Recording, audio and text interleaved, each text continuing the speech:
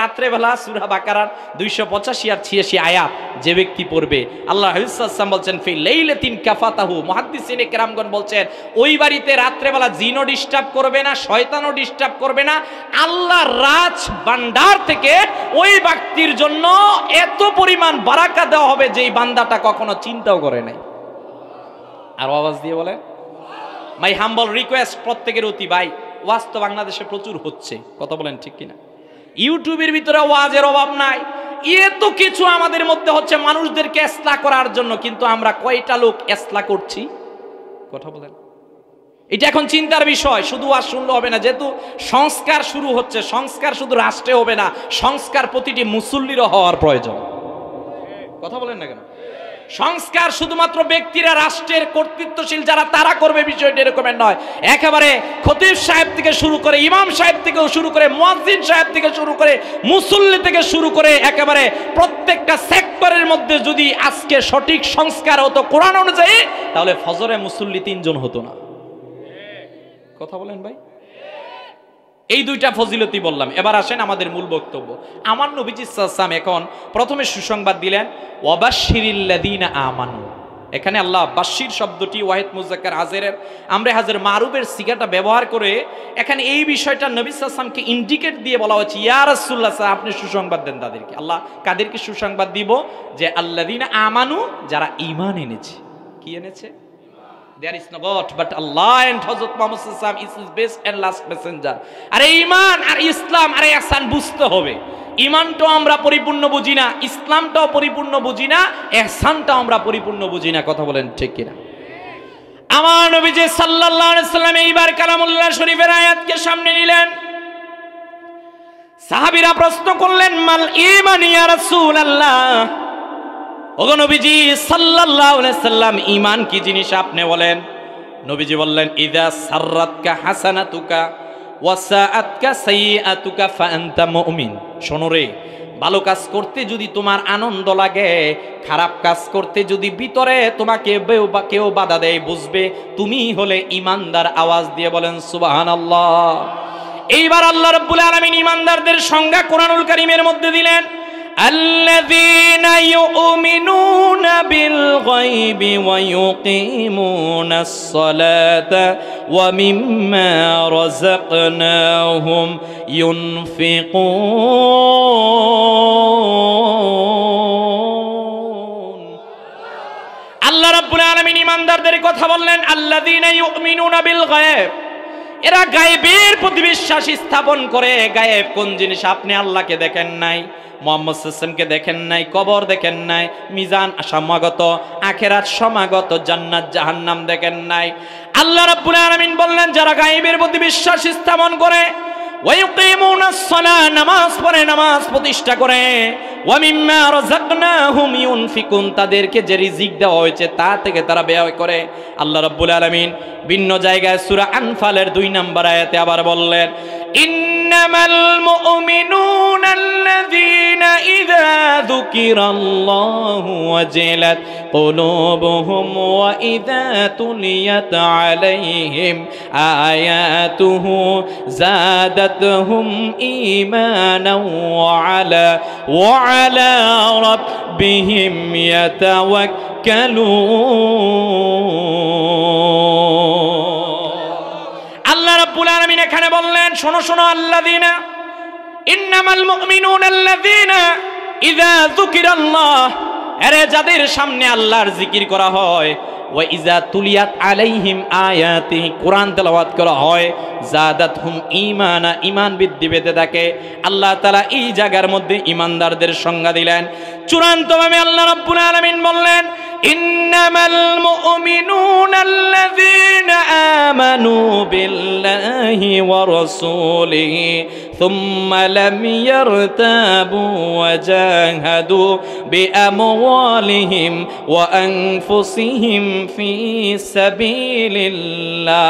বলেন আল্লাহু আকবার।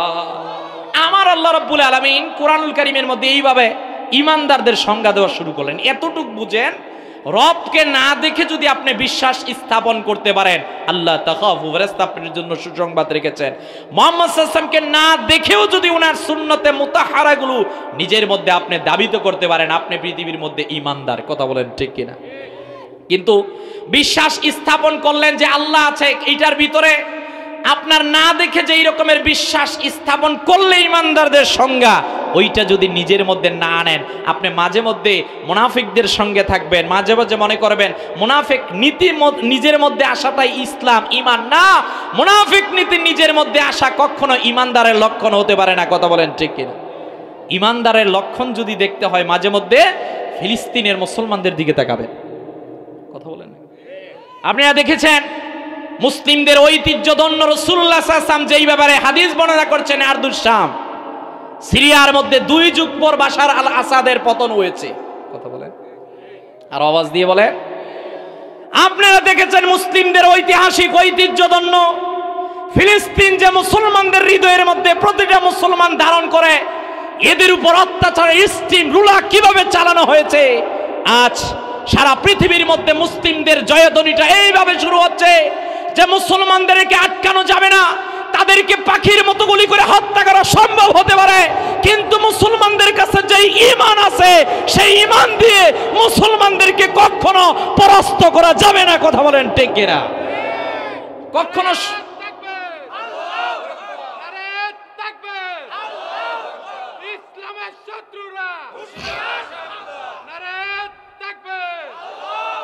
আমার নবীজি বলেছেন, লান তাহলিকা উম্মাতুন আনা আউয়ালুহা ওয়া ঈসা ইবনে মারইয়াম ফি আখিরিহা ওয়াল মাহদিয়ু ফি ওয়াসাতিহা। নবীজি বললেন, শোনো, আমার উম্মতদেরকে ধ্বংস করা যাবে না। এই উম্মার মাঝখানে আমি মুহাম্মদ সাল্লাল্লাহু আলাইহি ওয়াসাল্লাম, এই উম্মার শেষে ঈসা আলাইহিস সালাতু ওয়াসসালাম, এই উম্মার মাঝখানে হলো ইমামে মাহদী আলাইহিস সালাতু ওয়াসসালাম। সুতরাং যারা আজকে ব্যর্থ চেষ্টায় লিপ্ত, পৃথিবী থেকে মুসলমানদেরকে নিধন করবে, কোরআনকে আটকিয়ে দিবে, সূর্য পূর্ব গগনে উদিত হয়ে পশ্চিমে যায়, এইটা যেই রকমের সত্য আগামীর পৃথিবী হবে, কোরআনেরও ঠিক এইরূপ ভাবে সত্য। কথা বলেন ঠিক কিনা?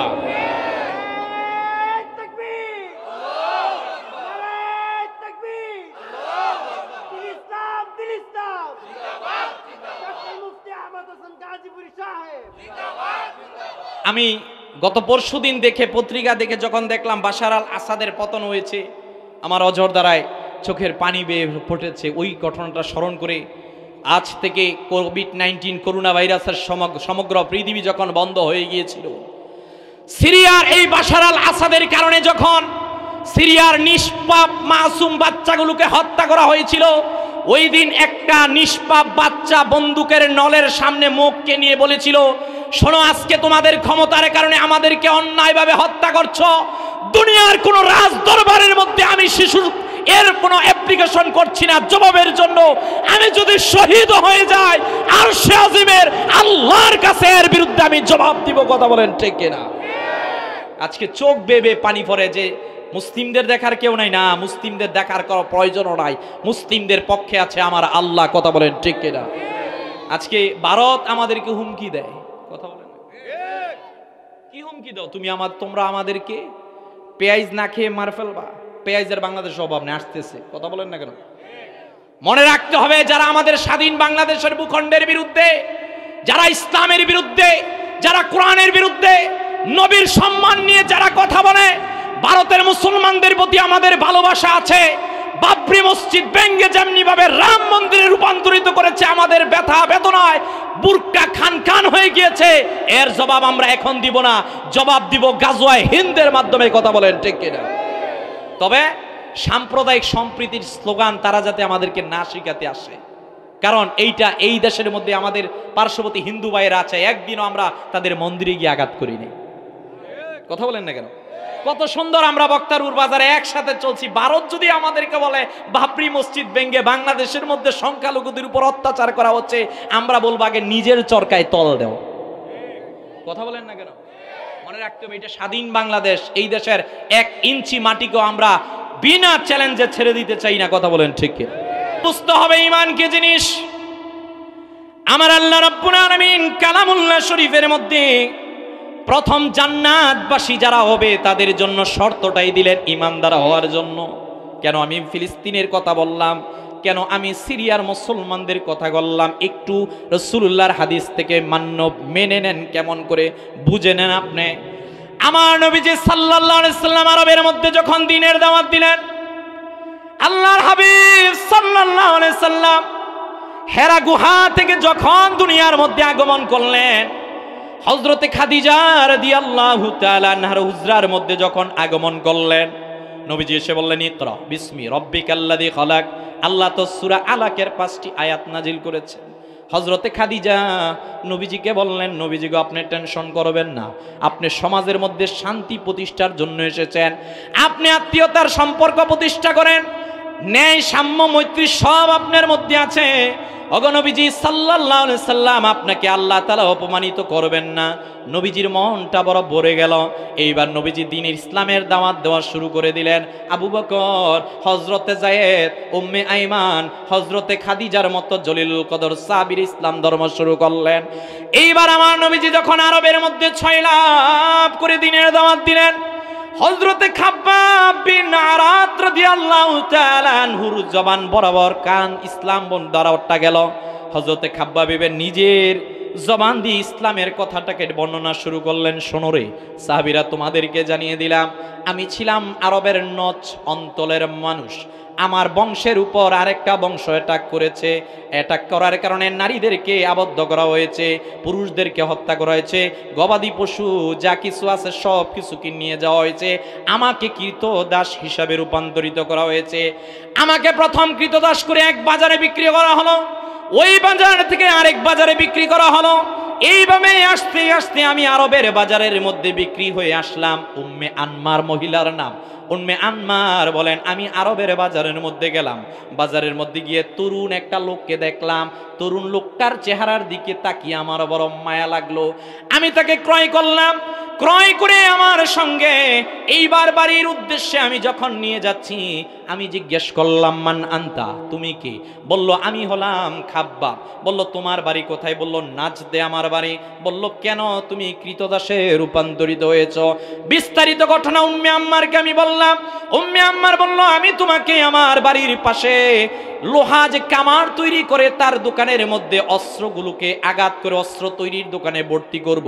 বলল, ঠিক আছে, আপনি আমার মহাজন, যেইটা বলেন আমি ওইটা মান্য করব। ঠিক তাই করা হলো যা উম্মে আম্মার বললেন। হযরতে খাব্বাব বলেন, আমাকে এইবার অস্ত্রের দোকানের মধ্যে অস্ত্রগুলোকে তৈরি করার জন্য দেওয়া হলো। আমি কয়েকদিনের মধ্যে অস্ত্র কিভাবে তৈরি করতে হয় আমি সব শিখে ফেললাম। উম্মে আম্মার আমার প্রতি খুশি।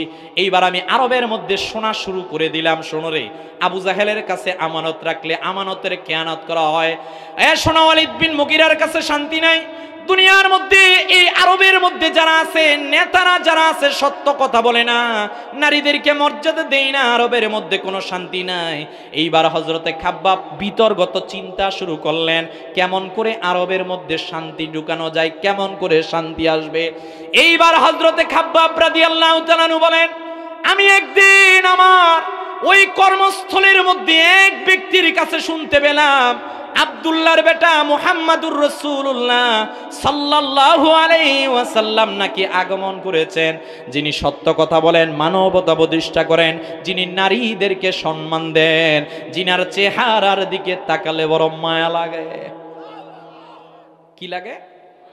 শামাইলে তিরমিজির হাদিসগুলো পড়বেন, যে আমার নবী যে সাল্লামের দেহ মোবারকের আকৃতিগুলো পড়বেন। পৃথিবীর মধ্যে শ্রেষ্ঠ মহামানব হলো আমার নবী মুহাম্মদ সাল্লাল্লাহু আলাইহি ওয়াসাল্লাম। কথা বলেন না কেন? যেহেতু আমার এই বিষয়ে পিএইচডি, আমি জানি। আমি শুধু এতটুকু আমার প্রত্যেক লেকচারের মধ্যে বোঝানোর জন্য বলি, শোনেন ভাই, আপনি কেন আনন্দিত হবেন না? আপনি কেন আশ্চর্যজনিত হবেন না? আপনি কেন গর্ববোধ করবেন না? পৃথিবীর মধ্যে যত মহামানবের নাম লিস্টের মধ্যে আনা হয়, যত মানুষদের নাম লিস্টের মধ্যে আনা হয়, আপনার আমার নবী মুহাম্মদ সাল্লাল্লাহু আলাইহি ওয়াসাল্লাম এমন এক মহামানব, যিনাকে যদি একদিকে দেওয়া হয়, গোটা পৃথিবী যদি আরেক দিকে দেওয়া হয়, তারপর আমার নবীর সমমর্যাদা হবে না। কথা বলেন ঠিক কিনা? সর্বোচ্চ গুগল আপনাকে বলবে গুরু নানক, রাধাকৃষ্ণ, গৌতম বুদ্ধ, রামায়ণ, এরা ধর্মীয়গত দিক দিয়ে শ্রেষ্ঠ। পৃথিবীর মধ্যে রাষ্ট্র নিয়ে কথা বলেছে কার্ল মার্কস, লেনিন, স্ট্যালিন, মাও সেতুং। পৃথিবীর মধ্যে জ্ঞান নিয়ে কথা বলেছে স্যার আইজ্যাক নিউটন, সর্বোচ্চ বলবে আইনস্টাইনের E=mc² সূত্র, আরেকটা সূত্র every action has a reaction, এর বাহিরে যেতে পারবে না। এই গুগলকে যদি আমি বলি পৃথিবীর শ্রেষ্ঠ মানুষকে, গুগল বলবে শোনো আব্রাহাম লিঙ্কনের ব্যাপারে আমরা বললাম Abraham Lincoln was a great leader, but Muhammad সাল্লাল্লাহু আলাইহি ওয়াসাল্লাম as a learner, as a leader, as a teacher, as a father, as a law maker, as a reformer of the society, Muhammad সাল্লাল্লাহু আলাইহি ওয়াসাল্লাম is the superman in the world. চিৎকার মেরে বলেন আল্লাহু আকবার। সবার কলমে এক জায়গায় থেমে গিয়েছে, এক জায়গায় সবাই মাথাকে নত করেছে। 100 বছর আগে ইংরেজরা লিখেছে the founder of Islam, in fact the promoter to the first social and international revolution of which history gives mention. শোনো তোমাদেরকে জানিয়ে দিলাম, কোন তন্ত্র মন্ত্র, ন্যাশনালিজম, সোশ্যালিজম, কমিউনিজম, কোন নিজমের মাধ্যমে পৃথিবীর মানুষদের পরিবর্তন আসতে পারে না। একমাত্র পরিবর্তন আসবে মুহাম্মদ সাল্লাল্লাহু আলাইহি ওয়াসাল্লামের খেলাফতের মাধ্যমে। কথা বলেন ঠিক কিনা? এই সাহাবী হযরতে খাব্বাব এইবার বললেন আমি এইবার নবীজির কদমের মধ্যে ঈমান ইসলাম জানার জন্য গেলাম। আহারে, নবীজির কদমে আমি যখন বসলাম আমার বড় মায়া লেগেছে। আমি একবার আকাশের পূর্ণিমার চাঁদের দিকে তাকাই, আরেকবার জমিনের পূর্ণিমার চাঁদের দিকে তাকাই। সাহাবীরা বললেন ভাই তুমি কি পাগল হয়ে গিয়েছো কিনা? সাহাবী ডাক দিয়ে বললেন ফালাহুয়া ইনদি আহসানু মিনাল কমার। গোটা পৃথিবীর মানুষদেরকে আমি খাব্বাবেই জানান দিতে চাই, আকাশের পূর্ণিমার চাঁদের থেকে জমিনের পূর্ণিমার চাঁদ 1000 গুণে সুন্দর। নবীজির কাছে এসে বললেন হুজুর আমি খাব্বাব নাচ এলাকার মানুষ। নবীজিকে বললেন হুজুর আপনি আমাকে মুসলমান বানিয়ে দেন। নবীজি বললেন মুসলমান হওয়া সহজ না, ঈমান আনতে হবে। ঈমান জানোনি কোন জিনিস? আমানতু বিল্লাহি ওয়া মালাইকাতিহি ওয়া কুতুবিহি ওয়া রাসূলিহি ওয়াল ইয়াউমিল আখির ওয়াল কদরি খায়রি ওয়া শাররিহি মিনাল্লাহি তাআলা ওয়াল বাতি বাদাল মাউত। এইভাবে নবীজি যখন সব বিষয়গুলো সামনে উপস্থাপন করলেন, হযরতে খাব্বাব ডাক দিয়ে বলেন হুজুর এই চোখ দিয়ে দুনিয়া দেখলাম, এই চোখ দিয়ে যা কিছু দেখলাম, অনন্তকরণ দিয়ে যা কিছু চিন্তা করলাম গো নবীজি, আমার ভিতর থেকে কে জানি বারবার ডাক দিয়ে বলতেছে পৃথিবীর সব মিথ্যা হতে পারে রে, কিন্তু নবীজি কখনো মিথ্যা হতে পারেন না। আল্লাহ রাব্বুল আলামিন হাবিবকে ডাক দিয়ে বলেন হাবিব ভালোবাসা তো আপনার মধ্যেই দিলাম, ওয়ামা আরসালনাকা ইল্লা রাহমাতাল লিল আলামিন।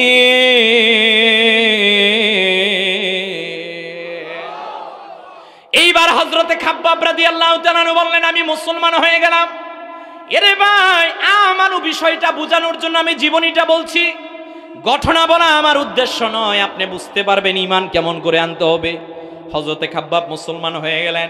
শুধুমাত্র মুসলমান হয়ে নিজের মধ্যে গোপন রাখলেন না, প্রকাশ্যভাবে ঘোষণা দিলেন শোনো রে এখন থেকে কিন্তু আমি লাত মানাত উজ্জা 360 মূর্তির ইবাদত করি না, তোমাদেরকে জানিয়ে দিলাম এখন থেকে আমি আল্লাহর প্রতি ঈমান এনেছি। এই ঘটনা উম্মে আম্মার বরাবর গেল। আপন ভাই শিবাকে ডাক দিয়া বলল শোনো রে আরবের মানুষগুলো যদি জানে আমাদের গোলামটা মুসলমান হয়ে গিয়েছে, আমাদের উপর প্রেসার ক্রিয়েট করবে, তাহলে কি করতে হবে? একে এমন শাস্তি দিবা যাতে পরবর্তীতে আর কখনো কোনো ব্যক্তি আরবের মধ্যে ইসলাম ধর্ম গ্রহণ না করতে পারে। বলেন নাউজুবিল্লাহ। আরো আওয়াজ দিয়ে বলেন। হযরতে খাব্বাব রাদিয়াল্লাহু তাআলার কাছে গেলেন। ওই শিবা ডাক দিয়ে বলেন খাব্বাব শুনেছি তুমি নাকি মুসলমান হয়ে গিয়েছো। হযরতে খাব্বাব রাদিয়াল্লাহু তাআলা আনহু ডাক দিয়া বললেন হ্যাঁ আমি মুসলমান হয়ে গিয়েছি। বলল যাও মুহাম্মদের কাছে যাও, গিয়ে বলো লাত মানাত উজ্জাদের ধর্মে তুমি আবার পরিবর্তন হয়ে গিয়ে যাবে। হযরতে খাব্বাব বলেন মা নাই, বাবা নাই, বংশ নাই, কোনো কিছুই তো আমার নাই। আমার ভিতর থেকে বারবার এই জিনিসের প্রমাণ পেয়েছি মুহাম্মদ সাল্লাল্লাহু আলাইহি ওয়াসাল্লাম সত্য, বরঞ্চ তোমরাই হলে মিথ্যা। বলেন আল্লাহু আকবার। ওই শিবা হাতের মধ্যে অস্ত্র নিয়ে আঘাত করলো। অপমানের এমন কোন অপমান নাই যে অপমান করা হয় নাই।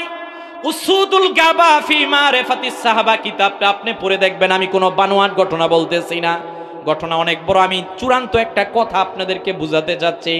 চূড়ান্তভাবে উম্মে আম্মার মহিলা আসলো, শিবাও এইবার আসলো।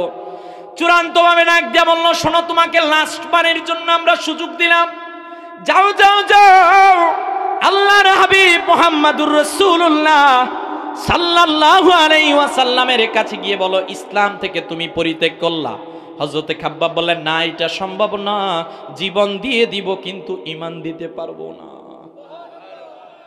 সব নিতে পারো, সব দিতে পারি, কিন্তু ঈমানটাকে আমি দিতে পারবো না। এইবার অত্যাচারী স্টিম রুলে ওনার শরীরের মধ্যে চালানো শুরু হয়ে গেল। শিবা নামক দুষ্ট দুরাচার লোকটি কি করলো? হযরতে খাব্বাব রাদিয়াল্লাহু তাআলা আনহু বললেন, শোনো রে, এত কষ্ট আমাকে দেওয়া হয়েছে, যে আগুন দিয়ে আমি অস্ত্রগুলোকে তৈরি করতাম, ওই অস্ত্রের জায়গা থেকে আগুনের অঙ্কারগুলো নেওয়া হলো। আগুনের অঙ্কারগুলো তৈরি করে সর্বপ্রথম মরু প্রান্তরের মধ্যে আমাকে নিয়ে যাওয়া হলো। এমনিতেই আরবের ওই উত্তপ্ত বালুকণা, প্রচন্ড উত্তপ্ততার মধ্যে মানুষ দাঁড়াতে পারে না। আমাকে ওই মরু প্রান্তরের মধ্যে শোয়ানো হলো বালুর উপরে। নিচের মধ্যে এবার কিছু পাথর দেওয়া হলো, উপরে উত্তপ্ত বালুকণাগুলোর উপরের মধ্যে কঙ্করগুলো দেওয়া হলো, যেগুলো আগুনে পরিপূর্ণ। বুকের উপরে আমাকে পাথর দেওয়া হলো। অত্যাচার এবার আমাকে শুরু করা হলো। হযরত ওমরের জামানার মধ্যে তিনি এই ঘটনাটা বিস্তারিত বর্ণনা করেছিলেন। হযরতে খাব্বাব বলেন, আমি তোমাদেরকে জানিয়ে দিলাম, যখন অত্যাচারের স্টিম রুল আমাকে চূড়ান্ত ভাবে দেওয়া হলো, কষ্টের চূড়ান্ত পর্যায়ের মধ্যে যখন আমি পড়ে গেলাম, আমার চোখটা আসমান বরাবর উঠে গেল। আমার নিচেও আগুন, উপরেও আগুন, উপরে পাথর। কত কষ্ট আমার জন্য, কষ্টের শেষ নাই। ওই মুহূর্তের মধ্যে আমাকে অপশন দিল নবীজির কাছে কি ঈমান থেকে দূরে যাওয়ার জন্য, না হয় উম্মে আনমার আর শিবাদের লাত মানাতকে মান্য করার জন্য। হযরতে খাব্বাব বলেন, আমি মালিককে ডাক দিয়ে বলি, মালিক,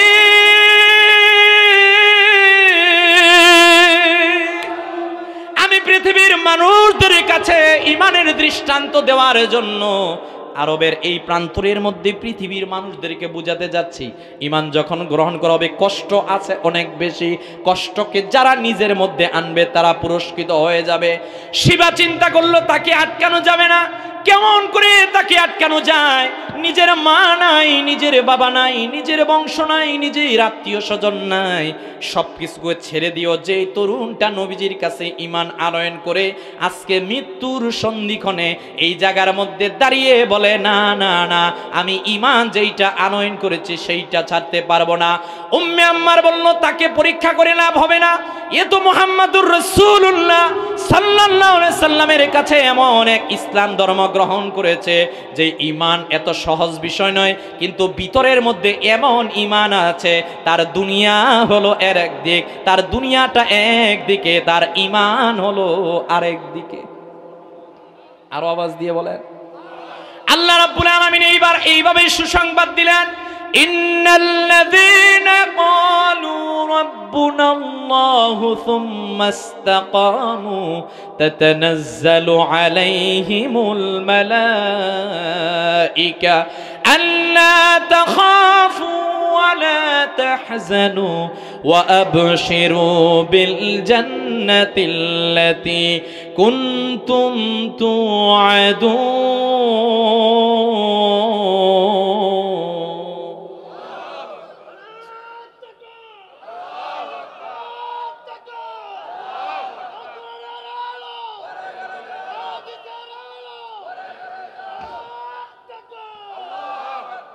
একজন মুসলিমের সবচেয়ে বড় দৌলতের নাম তার ঈমান। কথা বলেন না?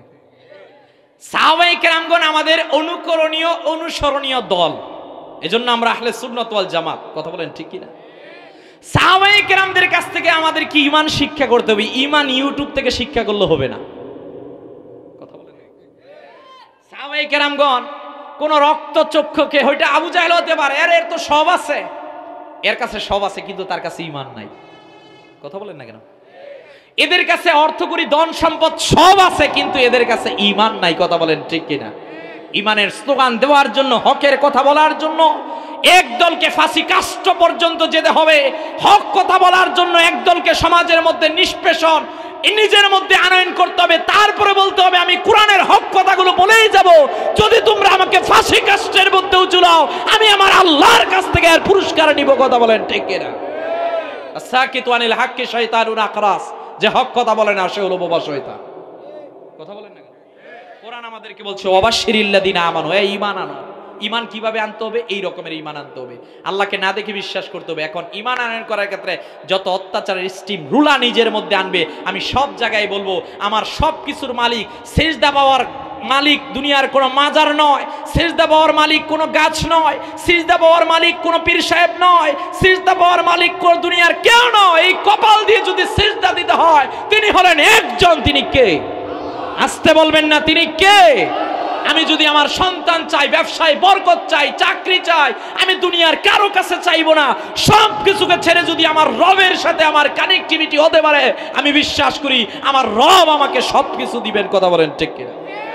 আমাদের আকীদা স্পষ্ট, আমাদের আকীদার মধ্যে কোনো শিরক নাই, কুফর নাই, বেদাত নাই। এই কপাল দিয়ে সিজদা হবে একজনের উদ্দেশ্যে, তিনি কে? আসতে বলবেন না, তিনি কে? দ্বিতীয় আল্লাহ রাব্বুল আলামিন এখানে বললেন যে ওয়াবাশশিরিল্লাযিনা আমানু ওয়া আমিলুস সলিহাত। আসলে আমার সময় 11টা, হাতে আছে 15 মিনিট, কোন দিকে যাওয়া বুঝতেছি থাইকেন একটু নাকি বেলায়েত ভাই হুজুরে হুজুর 15 মিনিটে শেষ করুন না।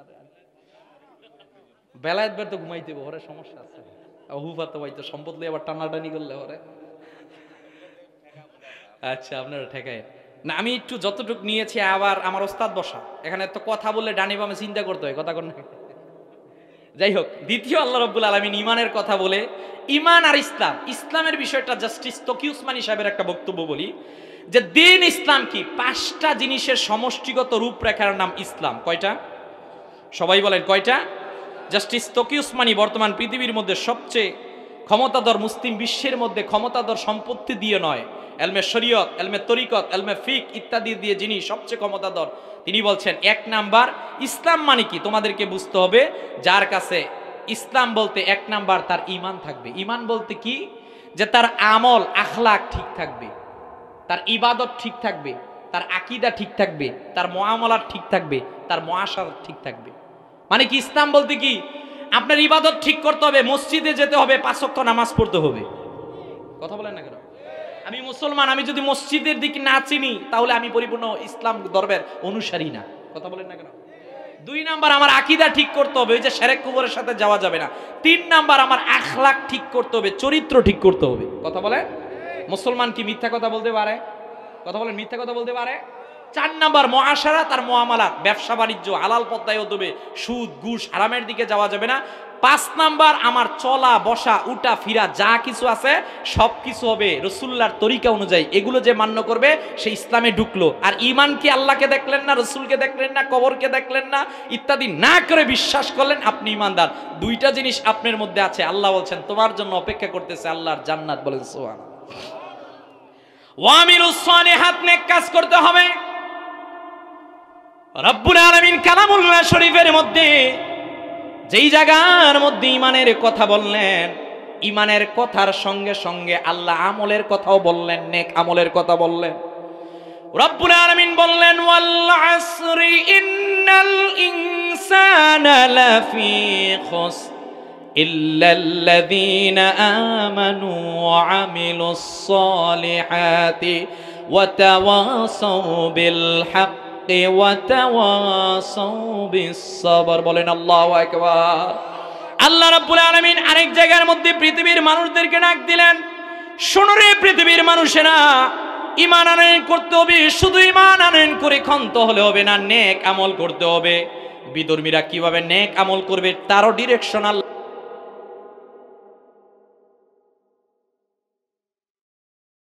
সূরা ফুরকানের 70 নম্বর আয়াতের মধ্যে দিলেন, ইল্লা মান তাবা ওয়া আমানা ওয়া আমিলা আমালান সালিহান ফাউলাইকা ইউবাদদিলুল্লাহু সাইয়্যাতিহিম হাসানাত। আল্লাহ রাব্বুল আলামিন মুসলমানদেরকে বললেন ঈমান আনয়ন করো। তৎকালীন জামানার মধ্যে বড় বড় কাফেররা এসে যখন বলল, ওগো নবীজি মুহাম্মদ সাল্লাল্লাহু আলাইহি ওয়াসাল্লাম, আমরা যদি ঈমান আনয়ন করি তাহলে আল্লাহ তাআলা কি আমাদেরকে ক্ষমা করবেন কিনা? আমরা তো শিরক করি, কুফর করি, মদ পান করি, জিনা করি, খারাপ কাজের সঙ্গে আমরা যুক্ত থাকি, আল্লাহ কি ক্ষমা করবেন কিনা?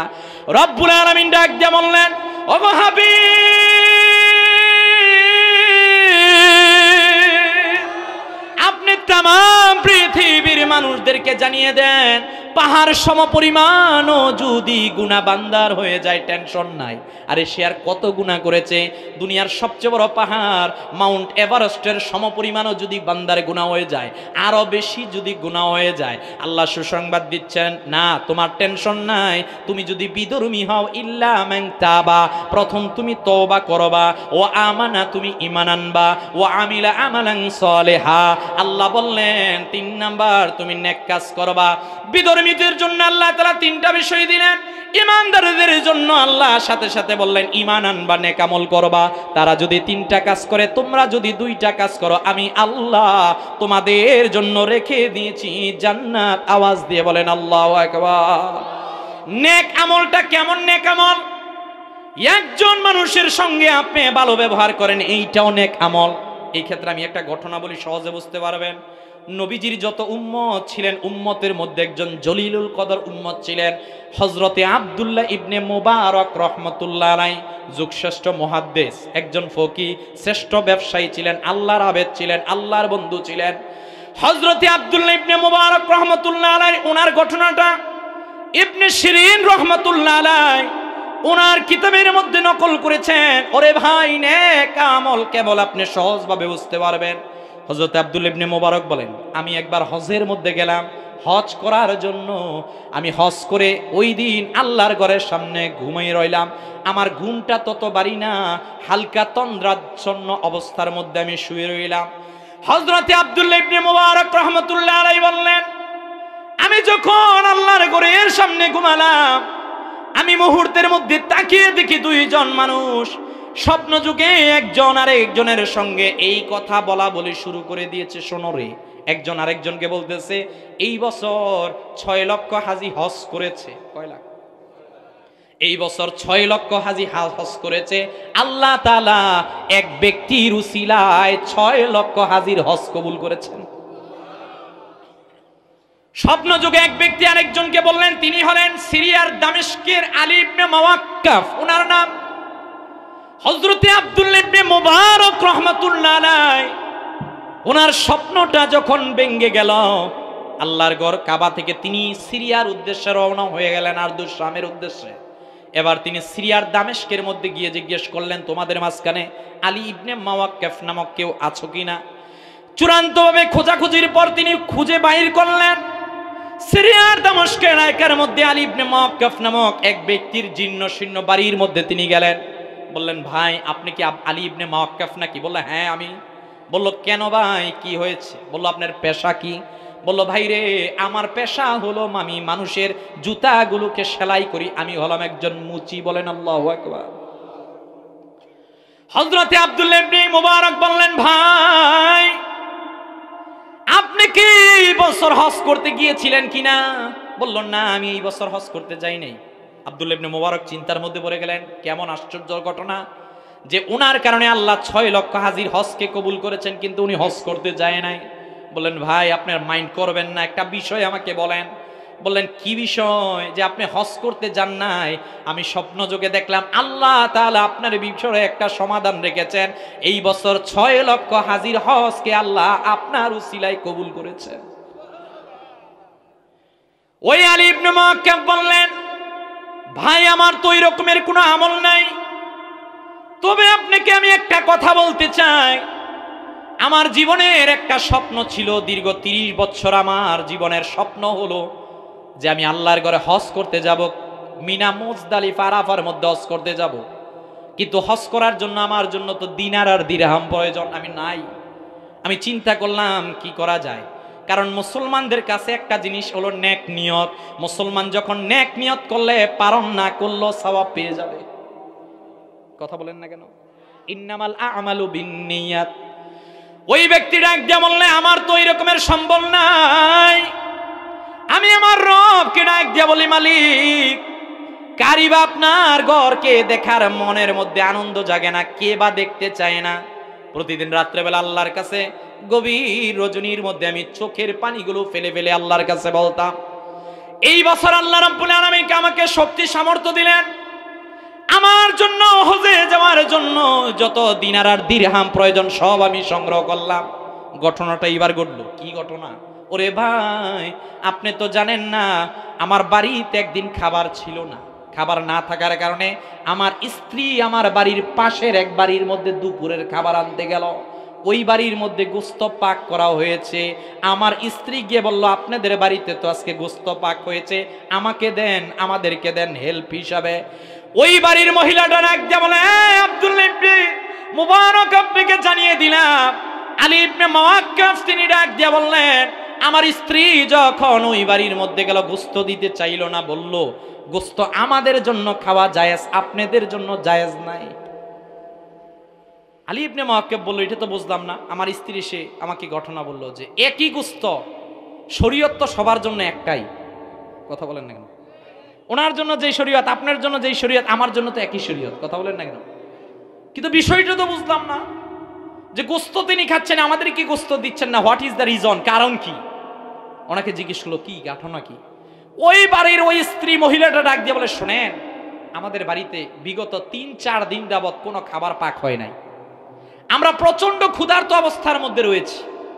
পরিস্থিতিটা এই রকমের অবস্থার মধ্যে গিয়েছে, এখন যদি আমরা না খাই তাহলে ইন্তেকালও করতে পারি, মারাও যেতে পারি। এখন কি করব? আমাদের বাড়ির পাশে একটা মৃত জন্তু দেখলাম। কি দেখলাম? মৃত। এটা আমি কোনো বানোয়াট ঘটনা বলছি না, ইবনে শিরিন নকল করছেন, লিখছেন যে আমার বাড়ির পাশে একটা মৃত জন্তু, যেটা নিয়ে আসলাম, যেটাকে জবে করা লাগতো। কথা বলেন না? তে আমার জানা না এটা জবে হয়েছে কিনা না, তবে সিমটম আলামত দেখে বুঝলাম যে এটা জবে করা হয় না। আমি নিয়ে আসলাম যে জীবন রক্ষার্থে এইটাকে আমি এসে আহার করে আমার জীবনকে রক্ষা করলাম। আপনাদের কাছে তো টাকা পয়সা আছে, অর্থকড়ি আছে, আমাদের জন্য যেইটা এই মুহূর্তের মধ্যে জায়েজ আছে, আপনাদের জন্য জায়েজ নাই। কথা বলেন না কেন? আপনি এমন এক জায়গার মধ্যে আছেন যেই জায়গার মধ্যে পানি নাই। কি নাই? এখন ওই জায়গার মধ্যে সামনে মদ রাখা, কি রাখা, মাসালাগুলো হুজুর আমার কাছে লাগাই দিনি, পরে তো আরেক টেনশন। মদ খাওয়া জায়েজ না হারাম? আগে বললেন, মদ খাওয়া জায়েজ না হারাম? হারাম। এখন জীবন রক্ষার্থে যতটুকু প্রয়োজন আপনি ততটুকু নিতে পারবেন। কথা বুঝতেছে? কারণ এগুলো ইউটিউবে গেলে পরে আবার উল্টা পাল্টা যে হুজুরে মদ খাওয়া জায়েজ করে দিয়ে গেছে। এখন তো অনেক টেনশনে আছি আমরা হুজুররা। আচ্ছা, যাই হোক, তিনি বললেন এই ঘটনা। আলী ইবনে মুওয়াক্কাফের স্ত্রী এইবার এই ঘটনাটা শুনলেন, এসে আলী ইবনে মুওয়াক্কাফের কাছে বলেন, স্বামী, হ্যাঁ, আপনি জানেন না এমন একটা ঘটনা ঘটেছে, আমাদের বাড়ির যে প্রতিবেশী ছিল, ওই প্রতিবেশীটার বাড়ির মধ্যে কোনো খাবার নাই, না থাকার কারণে মৃত একটা জন্তুকে জবে করেছে জীবন রক্ষার্থে। আলী ইবনে মুওয়াক্কাফ চিন্তা করলো, দীর্ঘ 30 বছর সঞ্চয় করে আমি এই শাম থেকে আল্লাহর ঘর কাবা, বিশেষ করে আরাফার মাঠের জন্য যাওয়ার জন্য যত সম্পদ সংগ্রহ করেছি, এগুলো কার জন্য সংগ্রহ করেছি? আমার উপর তো হজ ফরজ না। কথা বলে, আমি মুচি, আমার জন্য হজ ফরজ না। আমার একটা প্রতিবেশী যদি না খেয়ে মারা যায়, আমি যদি একটা নফল ইবাদত করার জন্য আল্লাহর ঘর পর্যন্ত যাই, আল্লাহ আমাকে ছেড়ে দিবেন না। কথা বলেন না কেন? আল্লাহ আমাকে ছেড়ে দিবেন না। আমি এই ঘটনা শোনার পর 30 বছরের সাধনা অনুযায়ী যত দিনার আর দিরহাম আছে, সব দিনার আর দিরহাম নিয়ে ওই প্রতিবেশীকে দিয়ে দিলাম যে আমি এই বছর হজে যাওয়ার দরকার নাই, এই টাকা আপনাদেরকে দিলাম, আপনারা আপনাদের জীবন পরিচালনা করেন। আব্দুল্লাহ ইবনে মুবারক রাহমাতুল্লাহ আলাইহি ডাক দিয়ে বলেন, আপনি হজে যান নাই ঠিক, আল্লাহ আপনাকে না যাওয়া সত্ত্বেও হজের সওয়াব দিয়েছেন। আপনার উসিলায় এই বছরের 6 লক্ষ হাজির হজকে আল্লাহ কবুল করে নিয়েছে। হয় নাই? আর আওয়াজ দিয়ে বলেন। এইটার নাম নেক আমল। কথা বলেন না কেন? আপনি প্রতি সোমবার বৃহস্পতিবার রোজা রাখেন, এইটার নাম নেক আমল। কথা বলেন না কেন? আপনি ভালো কাজ করেন, ফেসবুক সোশ্যাল মিডিয়ার যুগ, ফেসবুকে ভালো কিছু প্রচার করেন, এইটার নাম নেক আমল। কথা বলেন না কেন? এগুলোর নাম নেক আমল। আপনার এলাকায় একটা জানাজা হচ্ছে, জানাজা অংশগ্রহণ করেন, এগুলোর নাম নেক আমল। বান্দা যত ফরজ নামাজ তো পড়বেনই, ওইটা পড়লে এটা আপনার ডিউটি। ফরজের পাশাপাশি অতিরিক্ত যখন আপনি করবেন, তখন আপনি আব্দুল্লাহ থেকে ওলিউল্লাহ, মানে কি আল্লাহর বন্ধু হতে পারবেন। কথা বলেন না কেন? আমার নবীজি সাল্লাল্লাহু আলাইহি সাল্লামের হাদিসটা সহিহ মুসলিমের মধ্যে বর্ণিত। আল্লাহর হাবিব সাল্লাল্লাহু আলাইহি সাল্লাম বললেন, শোনো রে সাহাবীরা, আমি তোমাদেরকে জানিয়ে দিলাম। নবীজির সামনে সাহাবীরা বসা, ওগো নবীজি, আপনি কি বলতে চান? নবীজি বললেন, এখানে আসার পূর্বে এমন কি কেউ আসো জানাজায় গিয়েছিলা? সব সাহাবীরা চুপ করে রইলেন। সিদ্দিক আকবর ডাক দিয়া বলেন, হুজুর, আমি এখানে আসার পূর্বে একটা জানাজায় গিয়েছিলাম। নবীজি বললেন, এখানে আসার পূর্বে কি কেউ তোমরা জানাজার মধ্যে গিয়েছিলা কিনা? সব সাহাবীরা চুপ করে রইলেন। আল্লাহর হাবিব সাল্লাল্লাহু আলাইহি সাল্লাম বললেন, এখানে আসার পূর্বে কেউ কি তোমরা অসুস্থ রোগীকে দেখতে গিয়েছিলা কিনা? সবাই চুপ করে রইলেন। নবীজিকে সিদ্দিকে আকবর ডাক দিয়ে বলেন, হুজুর আমি আছি। এই রকমের আল্লাহর হাবিব সাল্লাল্লাহু আলাইহি ওয়াসাল্লাম যখন নফল ইবাদত আমলে সালের কথাগুলো বর্ণনা করলেন, সব সাহাবীরা চুপ করে রইলেন। নবীজি ডাক দিয়ে বলেন, সাহাবীরা, আমার উম্মতদের ব্যাপারে আমার পক্ষ থেকে তোমাদের জন্য সুসংবাদ আছে। আমার উম্মতের 8 জান্নাতের মধ্যে আমার উম্মার মাঝখানে এক উম্মত 8 জান্নাতের দরজায় প্রবেশ করতে পারবে, তার নাম হলো হযরতে আবু বকর। নবীজি মেরাজ থেকে এসে বললেন, রে আবু বকর, কি এমন আমল করো যেই আমলের কারণে তুমি হাঁটো মদিনার মধ্যে, আমি তোমার আওয়াজটা জান্নাতের মধ্যে শুনতে পাই। সুবহানাল্লাহ কইতেন না? এই রকমের নবীজি সাহাবীদেরকে সুসংবাদ দিতেছেন। প্রিয় হাজরিন, নেক আমল যত বেশি করবেন, এই যে আপনি ওয়াজ মাহফিলটা সাজালেন, এইটাও একটা নেক আমলের মধ্যে হবে। এই যে ওয়াজে আসলেন, এইটাও নেক আমল। এগুলো হলো নেক আমল। নবীজি সুসংবাদ দিলেন, শোনরে, স্পেশাল নেক আমলের কারণে এক এক সাহাবী জান্নাতের মধ্যে যায়। ও আমার পর্দানিশীন মা বোনেরা, ছোট্ট একটা হাদিস আপনাদের ব্যাপারে আমি শোনাতে চাই। আমার নবীজি সাল্লাল্লাহু আলাইহি ওয়াসাল্লাম বললেন, শোনরে, আমার উম্মতের নারীদের জন্য সুসংবাদ। নবীজি বললেন, ও সাহাবীরা, আমার উম্মতের যে নারী 5 ওয়াক্ত নামাজ পড়বে, রমজানের রোজা রাখবে, স্বামীর খেদমত করবে, পর্দার ভিতরে থাকবে, নবীজি ডাক দিয়া বললেন, তিরমিজির হাদিস সাক্ষী, নবীজি ডাক দিয়া বলেন, যেই নারীর কাছে এই 4টা কাজ থাকবে, ওই নারীকে আমার আল্লাহ 8 জান্নাত দিয়ে দিবে। 8 জান্নাত দিয়ে দেন। এর জন্য অনেক মা বোনের এসেছেন। আমি শুধু একটা হাদিস আপনাদের উদ্দেশ্যে বলতে চাচ্ছি, মা, আপনি 5 ওয়াক্ত নামাজ পড়বেন যত কষ্ট, রমজানের রোজা রাখবেন যত কষ্ট, স্বামীর খেদমত করবেন যত কষ্ট, পাশাপাশি পর্দার ভিতরে থাকবেন, এই 4টা কাজ যে নারীর কাছে থাকবে, নবীজি বলছেন 8 জান্নাতে আমার আবু বকর যাবে। বিষয়টি এরকমের নয়, আমার উম্মতের যেই নারী এই কাজ করবে, আল্লাহ তাআলা তাকে ওই নারীকে 8 জান্নাত দিবে। সুবহানাল্লাহ বলবেন না? শেষে আল্লাহ রাব্বুল আলামিন বলছেন, হাবিব, আপনি পৃথিবীর মানুষদেরকে বলেন, আন্না লাহুম জান্নাতিন তাজরি মিন তাহতিয়াল আনহার, তাদের জন্য আমি আল্লাহ রাব্বুল আলামিন জান্নাতের সুসংবাদ দিতেছি। সুবহানাল্লাহ বলবেন। তাহলে আল্লাহ তাআলা আমাদেরকে কাজ দিলেন 2টা। কয়টা? একটু আওয়াজ দিয়ে বলতে হবে, কয়টা? একটা হলো ঈমান আর একটা হলো নেক কাজ। এই ঈমান আর নেক কাজ যাদের কাছে থাকবে, এদের জন্য এবার পুরস্কার আসতেছে। পুরস্কারটার নাম হলো জান্নাত। সুবহানাল্লাহ। আমরা জান্নাতে যেতে চাই কি চাই না? কারা কারা চাই? 2 হাত তুলে দেখায়। নারে তাকবীর! আল্লাহ আমাদেরকে কবুল করুক, সকলে বলেন আমিন। তো প্রিয় হাজরিন, কেমন জান্নাত? জান্নাত দেখছেন আপনারা কেউ? মালা আইনুন রাআত ওয়ালা উযনুন সামিআত ওয়ালা খাতারা আলা কলবি বাশার। চোখ দেখে নাই, এই কান শুনে নাই, অনন্ত করার যার চিন্তা করে নাই, তার নাম জান্নাত। যেই দিন দেখবেন ওই দিনই বুঝবেন, হায় হায়, এই জান্নাতের জন্য ফজর, যোহর, আসর, মাগরিব, এশা সব নামাজ পড়েছিলাম, তাহাজ্জুদ পড়েছিলাম, পর্দার ভিতর থেকে ছিলাম, গুনার সুযোগ ছিল, গুনাহ করি না। আল্লাহ বলবেন, কষ্ট দুনিয়ার মধ্যে করেছ, আর তোমার কোনো কষ্ট নাই। আওয়াজ দিয়ে বলেন আল্লাহু আকবার। একটা বিধর্মী, এই দুনিয়ার মধ্যে 9.5 কোটি লোক বর্তমানে বসবাস করে। কয়শো? 9.5। হিন্দু, বৌদ্ধ, খ্রিস্টান, কনফুসিয়াস 4,500 ধর্মের লোক বর্তমান আছে। একমাত্র ইসলাম ছাড়া অন্য যত ধর্ম আছে, এরা বিশ্বাস করে এই দুনিয়ার পর উই উইল বি ফিনিশ, শেষ, দুনিয়া পর আর কিছু নাই। কিন্তু মুসলমানের কথা এইটা নয়, কাইফা তাকফুরুনা বিল্লাহি ওয়া কুনতুম আমওয়াতান ফাআহইয়াকুম থুম্মা ইউমীতুকুম থুম্মা ইউহয়িকুম থুম্মা ইলাইহি তুরজাউন। ছিলাম মৃত, জন্ম হয়েছে, আবার মৃত্যু, আবার জন্ম হবে, এমন এক জান্নাতে যাব। ফেরেশতারা বলবে, এইখানে আর কোনো মৃত্যু নাই। Death is the beginning of life, try to calculate before your final calculation. সফলকামী তারা যারা মৃত্যুর পূর্বে জীবনের হিসাব নেই। কথা বলেন ঠিক কিনা? আজকে তো বৃহস্পতিবার, গত বুধবারে আমার মালয়েশিয়ার হার্তামাস কুয়ালালামপুরে মাহফিল ছিল। কুয়ালালামপুর মাহফিলে আমি এয়ারপোর্ট নামার পর আমাদের এলাকার যারা প্রবাসী, আলহামদুলিল্লাহ যথেষ্ট পরিমাণ মহব্বত, ভালোবাসা দেখায়। আমাকে বললো, চলেন ঘুরে আসি। তো আমাকে ওনারা যারা এখানে মালয়েশিয়া আছে থাকেন তারা জানেন, আমাকে কুয়ালালামপুরের প্যাভিলিয়ন নিয়ে যাওয়া হলো ঘুরার জন্য, যে পারভেজ ভাই আছে। তো প্যাভিলিয়ন নিয়ে যাওয়া হলো। প্যাভিলিয়নটা এমন জায়গা, এখানে সব ইউরোপ আমেরিকার মানুষ। কথা বলেন, ইউরোপ আমেরিকার সব মানুষ। আর 5 মিনিট, টেনশন নেই। ইউরোপ আফ্রিকার সব মানুষ আমাকে নিয়ে যাওয়া হলো ঘুরার জন্য। গেলাম ঘুরে, কিন্তু পরিবেশটা আমাদের জন্য না, আমরা যারা হুজুর, কারণ আমাদের ড্রেসের সাথে ওই জায়গা খাপ খায় না। কথা বলেন ঠিক কিনা? সিচুয়েশনটা এই রকমের হলো ওই জায়গার মধ্যে, যে এরা যারা ইউরোপ থেকে আসলো, আমেরিকা থেকে আসলো, এরা এই জায়গার মধ্যে বিয়ার মদের দোকানে যাবে, নারী নিয়ে ফুর্তি করবে, আরাম আরামের মধ্যে থাকবে, তারা এই যে এই সেন্স নিয়ে এসেছে এই দুনিয়ার মধ্যে তুমি আরাম মौज মাস্তি করবা, কারণ এই দুনিয়ার মধ্যে তুমি মौज মাস্তি করলে শেষ।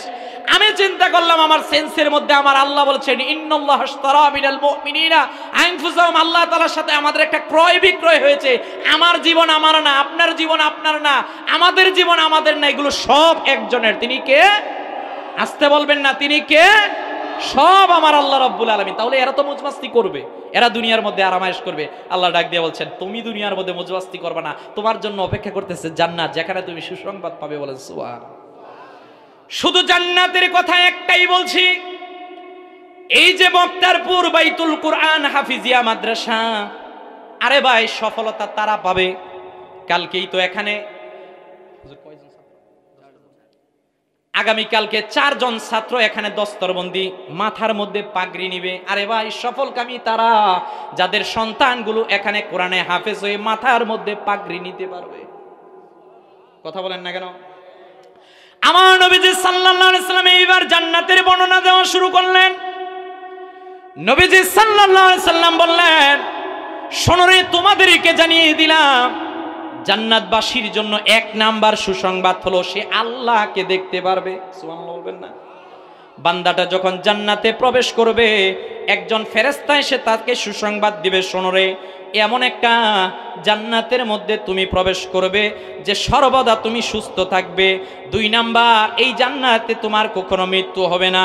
3 নাম্বার, এখানে তুমি আরাম আয়েশের মধ্যে থাকবে, হতাশা বলতে ডিপ্রেশন বলতে কোনো কিছু তোমার জন্য থাকবে না। নবীজি বললেন নিম্নমানের একজন জান্নাতি ব্যক্তি যে হবে তার খাদেমের সংখ্যা হবে 80,000। কয় হাজার? নবীজি বলেন 80,000 খাদেম হবে। এইবার নবীজি সাল্লাল্লাহু আলাইহি ওয়াসাল্লাম বর্ণনা করলেন ওই জান্নাতের নদীর কথা। মনে রাখবেন দুনিয়ার মধ্যে জান্নাতে কিছু সিম্পটম আছে। আপনারা যারা আরবের মধ্যে, সৌদি আরবের মধ্যে গিয়েছেন, জমজমের পানিটা যেখানে, এটা দুনিয়ার পানি না, এটা জান্নাতি পানি। কথা বলেন না কেন? দুনিয়ার মধ্যে সাইহান, জাইহান, ওই যে নীলনদ, ওই যে ফোরাত, এগুলো জান্নাতি নদীর কথা এসেছে। নবীজি বলছেন উস্তুনে হান্নানা নামক মৃত খেজুর গাছ জান্নাতি। নবীজি সাল্লাল্লাহু আলাইহি ওয়াসাল্লাম এই রকমের কিছু জান্নাতি সিম্পটমের কথা বললেন। আল্লাহর হাবিব সাল্লাল্লাহু আলাইহি ওয়াসাল্লাম এইবার সাহাবায়ে কেরামদেরকে কয়েকটা জান্নাতের নিদর্শনের কথা বললেন। আমি একটা উদাহরণ দিচ্ছি, এরপর আপনাদের কাছ থেকে বিদায় নিচ্ছি। নবীজি সাল্লাল্লাহু আলাইহি ওয়াসাল্লাম বলেন ইন্না ফিল জান্নাতি গুরাফা ইউরা যাহিরুহা ফি বাতানিহা। নবীজি সাল্লাল্লাহু আলাইহি ওয়াসাল্লাম বললেন, শোনো রে, তোমাদেরকে জানিয়ে দিলাম জান্নাতের মধ্যে এমন একটা কামরা আছে, এমন একটা বালাখানা আছে, যেই বালাখানাটা ভিতর থেকে বাহির থেকে দেখা যায়। নবীজি বললেন ওই জান্নাত তুমি মালা আইনুন রাত চিন্তা করো নাই। ওই জান্নাতের মধ্যে এত সুন্দর, মানুষটা কল্পনা দিয়ে কখনো দুনিয়ার মধ্যে চিন্তা করতে পারবে না। নবীজি বললেন ওই জান্নাতের বালাখানার মধ্যে 4 শ্রেণীর লোকেরা থাকবে। কয় শ্রেণী? সবাই বলেন। 1 নাম্বার নবীজি বললেন যারা মানুষদেরকে খাদ্য খাওয়ায়। 2 নাম্বার নবীজি বললেন যারা নফল রোজা রাখে। 3 নাম্বার নবীজি বললেন যারা তাহাজ্জুদের নামাজের সময় ঘুম থেকে জাগ্রত হয়ে তাহাজ্জুদের নামাজের মধ্যে দাঁড়ায়। এই রকমের আল্লাহর হাবিব সাল্লাল্লাহু আলাইহি সাল্লাম সাহাবায়ে কেরামদেরকে বললেন, সাহাবীরা রে, এই জান্নাতে তারা থাকবে। কিন্তু যেই বিষয়টা আমি আপনাদেরকে বলতে চাচ্ছি, আমার নবীজি বললেন ইন্না ফিল জান্নাতি ইউকালু লাহুর রাইআন আলাইহি মাদিনাতু মিন মারজান। নবীজি বললেন জান্নাতের ভিতরে এমন একটা নদী আছে, নদীর উপরে এমন একটা প্রাসাদ আছে। নবীজি বললেন যেটা মারজান নামক পাথর দিয়ে নির্মিত। আল্লাহর হাবিব সাল্লাল্লাহু আলাইহি সাল্লাম বললেন, শোনো রে সাহাবীরা, তোমাদেরকে জানিয়ে দিলাম ওই জান্নাতের ভিতরে যে মারজান নামক পাথর দিয়ে একটা জান্নাতের ভিতরে নদী নহর আছে, এর উপর যে একটা প্রাসাদ আছে, ওই প্রাসাদের মধ্যে দুনিয়ার কাউকে আল্লাহ তাআলা দিবেন না। ওই প্রাসাদের মধ্যে 70,000 গেট থাকবে। ওই প্রাসাদের ভিতরে যারা প্রবেশ করবে, ওই প্রবেশ করার সঙ্গে সঙ্গে ক্যালকুলেশন অনুযায়ী 490 কোটি ফেরেশতারা তাদেরকে ইস্তেকবাল জানাবে। হয় না? আরো আওয়াজ দিয়ে বলেন। কয়শো? 490 কোটি ফেরেশতারা। হাদিসের ব্যাখ্যা আপনি সামগ্রিকভাবে ক্যালকুলেশন করলে বাইর হয় যে 70,000 গেট থাকবে। আল্লাহ বলছেন এই গেট দিয়ে দুনিয়ার কেউ যাবে না, এই গেট দিয়ে দুনিয়ার কেউ প্রবেশ করবে না, এই গেট দিয়ে প্রবেশ করবে যারা কোরআনের হাফেজ হয়েছে। আরো আওয়াজ দিয়ে বলে। আমি গর্ববোধ করে বলতে পারি বক্তারপুর বাইতুল কোরআন মাদ্রাসা এইটা আমাদের মাদ্রাসা। কথা বলেন? মাই হাম্বল রিকোয়েস্ট, এটাকে কোনো দলগত নিবেন না, কোনো ব্যক্তিক নিবেন না। বক্তারপুর এটা সেন্টারের মাদ্রাসা, এইটা আমাদের সবার প্রত্যেকের মাদ্রাসা। কথা বলেন? ইমাম সাহেব হুজুর এখানে আছেন, কমিটির সদস্য লোকেরা আছেন, এখানে এলাকাবাসী আপনারা আছেন। আমি মাই হাম্বল রিকোয়েস্ট থাকবে, এক সময় হয়তো আমরাও থাকবো না, কিন্তু মাদ্রাসা থাকবে, আশপাশের সব মাদ্রাসা থাকবে, এরা আমাদের জন্য দোয়া করবে। এমনও হতে পারে এই দোয়া আমাদের জন্য নাজাতের জরিয়া হয়ে যেতে পারে। কথা বলেন না কেন? এখন মাদ্রাসা হচ্ছে, মাদ্রাসার মসজিদ হচ্ছে, মসজিদের উপরে মাদ্রাসা যাবে, তখন আরো এই বাগানটা যখন সৌন্দর্য মণ্ডিত হবে।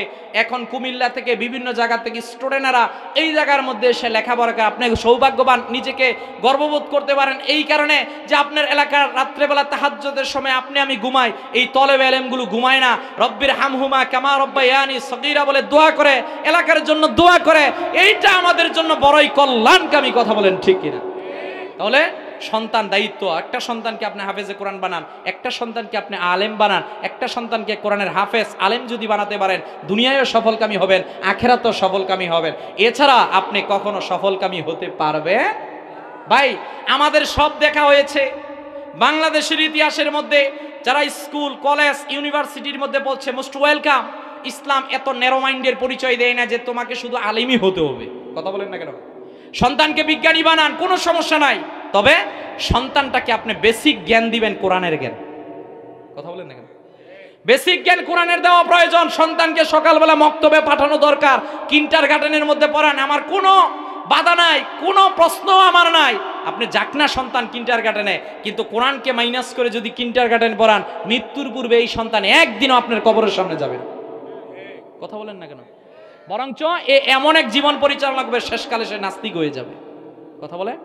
আজকে এমনি 11.9% লোক পৃথিবীর মধ্যে এইথিস্ট, যারা নিজেদেরকে নাস্তিক পরিচয় দেয়, যারা কোরআন ঘরে আছে ঠিক, কিন্তু কোরআনকে তারা বিশ্বাস করে না, কোরআনের আইন তারা মানতে চায় না, কোরআনকে নিজের মধ্যে নিতে চায় না। তাহলে শুধুমাত্র মসজিদের মধ্যে কোরআন থাকবে এই রকমের নয়, জমিনটা আল্লাহর, জমিনেও আল্লাহর কোরআন থাকতে হবে। কথা বলেন না কেন? আপনার সমাজের মধ্যে, আপনার রাষ্ট্রের মধ্যে কোরআন নাই, আপনাকে আল্লাহর কাঠগড়ায় দাঁড়াতে হবে। আমাদেরকে আল্লাহ 3টা কাজ দিয়ে পাঠালেন।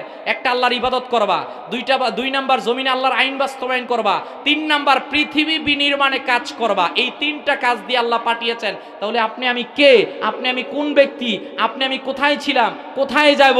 যে আজকে কোরআনের কথা হয়, কোরআনের এই আইন বাস্তবায়নের কথা যখন বলা হয়, তখন আমরা কেন পালিয়ে যাই? মনে রাখবেন, এই কাজ যদি আপনার আমার হয়, তাহলে আল্লাহর কাঠগড়ায় আমরা দাঁড়াতে পারবো না। আমাদের কাজ হবে, আমাদের দায়িত্ব হবে কোরআন ওয়ালাদের সঙ্গে থাকা। কথা বলেন ঠিক কি? আর আওয়াজ দিয়ে বলেন, কথা বলেন ঠিক কি না? তাহলে আমাদের সন্তানগুলোকে আমরা কোরআন পড়াতে চাই কি চাই না? সবাই চান। আল্লাহ আমাদেরকে কবুল করুক, সকলে বলেন আমিন। তাহলে প্রিয় হাজির, আমি এখানে এই বক্তব্য শেষ করছি, যেহেতু 11টা আমার সময় ছিল, 11:11 বেজে গেছে। উঠবেন না কেউ, এখন আমরা বিদায়ী মোনাজাত করবো। আল্লাহ রাব্বুল আলামিন আমাদের প্রত্যেককে এই কথাগুলোর উপর, ঈমান এবং নেক আমলের উপর জীবনকে পরিচালনা করার জন্য তৌফিক দীক্ষা দান করুক, সকলে বলেন আমিন। ওয়া আখিরু দাওয়ানা আনিল হামদুলিল্লাহি রাব্বিল আলামিন।